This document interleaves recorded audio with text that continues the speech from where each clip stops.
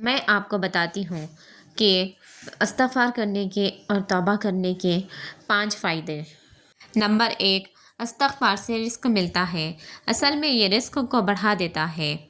یہ سورہ نوح کی آیت نمبر 10 سے 12 آپ پڑھیں گے۔ اس میں اللہ سبحانہ تعالیٰ حضرت نوح کا جملہ ہے کہ اپنے قوم کو کہتے ہیں کہ میرے قوم کے لوگوں، اللہ سے استغفار کرو، اللہ تعالیٰ بہت زیادہ معاف کرنے والا ہے، بار بار معاف کرنے والا ہے، اور اس کے نتیجے میں اللہ تم پر بارشیں برسائے گا، لگاتار برسائے گا، ایک دن نہیں لگاتار برسائے گا۔ اللہ تعالیٰ تمہارے مال و اولاد میں اضافہ کرے گا۔ مال کے الفاظ ہیں، مال بڑھائے گا، اللہ تمہیں اولاد دے گا، تمہاری اولاد میں اضافہ کرے گا۔ کتنی کامیابی کی کہانیاں ہیں کہ کسی کی اولاد نہیں ہو رہی تھی، استغفار پڑھنے سے اولاد دے دی۔ اللہ کا کرنا ہے، اور اللہ تعالیٰ جو ہے وہ تمہیں باغات دے گا، یعنی کھیتی باڑی کی زمین، اس زمانے کی سب سے بڑی جائیداد، اور اللہ تعالیٰ جو ہے ندیاں کھول دے گا، نہریں کھول دے گا تمہارے لیے۔ یہ پہلا فائدہ ہے استغفار کا۔ اور استغفار کیا ہے؟ آسان لفظوں میں سب سے بہتر اللہ کے نبی صلی اللہ علیہ وسلم 70 مرتبہ دن میں سے پڑھا کرتے تھے۔ ایک حدیث میں آتا ہے کہ ایک بیٹھک میں، یعنی نماز کے بعد، اللہ کے نبی کو صحابہ نے 100 بار استغفار کرتے دیکھا، ایک ہی بیٹھک میں، ٹھیک ہے؟ تو اس کی کوئی گنتی اس طرح طے نہیں ہے کہ اتنی ہی بار کرنا ہے، یہ بس آپ کریں، لیکن دل سے پورے دھیان کے ساتھ انشاءاللہ، شرمندگی دکھا کر تبھی فائدہ ہے نا، تبھی استغفار کا فائدہ ہے۔ نمبر 2، استغفار پڑھنے سے آپ کے لیے دروازے کھول دیے جاتے ہیں جہاں سے آپ کو گمان بھی نہیں ہوتا۔ یہ کہاں سے ثابت ہے؟ یہ میں آپ کے سامنے رکھتی ہوں۔ سورہ الحجر کی آیت نمبر 49، چیپٹر 15، ورس نمبر 49۔ اس میں اللہ تعالیٰ استغفار کا ایک فائدہ بتاتے ہیں۔ وہ کیا ہے؟ اے محمد صلی اللہ علیہ وسلم، میرے بندوں کو بتا دو کہ میں بہت زیادہ معاف کرنے والا ہوں اور رحم کرنے والا ہوں۔ تو اس آیات سے یہ ثابت ہوتا ہے کہ استغفار اللہ کی رحمت کے دروازے کھولتا ہے، اور اللہ کی رحمت کے ہم سب طلبگار ہیں، ٹھیک ہے؟ ہمیں اللہ سبحانہ تعالیٰ کی رحمت کی ضرورت ہے، اور جب رحمت کے دروازے کھل جاتے ہیں تو ساری رکاوٹیں دور ہو جاتی ہیں۔ آج کل سبحان اللہ لوگ کہتے ہیں ہم پر بندش ہے، ہمارا رشتہ نہیں ہو رہا، اس کے آگے کوئی رکاوٹ ہے، یعنی ہماری جاب نہیں لگ رہی، اس کے آگے بھی کوئی رکاوٹ ہے۔ یہ کیا ہے؟ یہ رکاوٹ سب اللہ کے ہاتھ میں ہے۔ اللہ تعالیٰ کیا کوئی، یہ لوگ کہتے ہیں نہ فلانا جادوگر ہے، اس نے کوئی بندش کر دی ہے، یا اللہ کو روک سکتے ہیں کہ اللہ کچھ دینا چاہ رہا ہے اور یہ لوگ اللہ کو روک دیں۔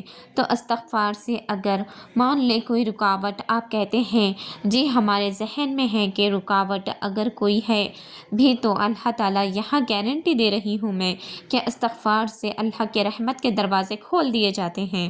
نمبر 3، استغفار پریشانی اور چنتا کو دور کرتا ہے، ٹینشن کو دور کرتا ہے۔ یہ دور پریشانی اور ٹینشن کا دور ہے، لوگ پریشان ہیں، تناؤ ہے، ٹینشن ہے، یہی 2 مسئلے ہیں، یا ٹینشن ہے یا ڈپریشن ہے۔ ابو داؤد کی حدیث ہے، اللہ کے نبی صلی اللہ علیہ وسلم نے فرمایا، اگر کوئی برابر اور لگاتار، یعنی بنا رکے اللہ سے توبہ کرتا ہے، اللہ اس کے لیے ہر مصیبت سے نکلنے کا راستہ بنا دے گا اور ہر ٹینشن سے آرام دے دے گا۔ سبحان اللہ، اللہ ہر مصیبت سے، ہر ٹینشن سے اس کے لیے کوئی راستہ نکال دے گا اور آرام دے دے گا۔ اب آرام کی الگ الگ شکلیں ہیں، ٹھیک ہے؟ آرام اللہ کی طرف سے آتا ہے، ضرور آتا ہے۔ آرام بھی ہو سکتا ہے کہ کسی پریشانی سے گزرنے کی طاقت مل جائے، ہے نا؟ آرام ارادہ، انرجی بھی ہو سکتی ہے۔ آرام دل کا سکون بھی ہو سکتا ہے کہ اتنی مشکل کے باوجود سکون ہے، ایک انسان راضی ہے۔ آرام دل کی امیری بھی ہو سکتی ہے، دل کو بڑا کر دیا اللہ نے، ہے نا؟ صاف سمجھ آ گئی آپ کو ایک معاملے کی کہ میرے ساتھ یہ کیا ہوا، کیوں ہو رہا ہے۔ سبحان اللہ، صاف سمجھ سے دیکھیں تو اللہ آرام دیتا ہے ہر ٹینشن سے، ہر مصیبت سے، اور اگلی بات کہ اللہ اسے وہاں سے رزق دیتا ہے جہاں سے اس کا گمان بھی نہیں جاتا۔ سبحان اللہ۔ تو اسی طرح چوتھا فائدہ استغفار کا، یہ گناہوں کو مٹانے والا ہے، گناہوں کو مٹانے والی چیز ہے، وہ استغفار ہے۔ اس حوالے سے میں آپ سب کے سامنے آیت رکھتی ہوں، سورہ الفرقان ورس نمبر 70۔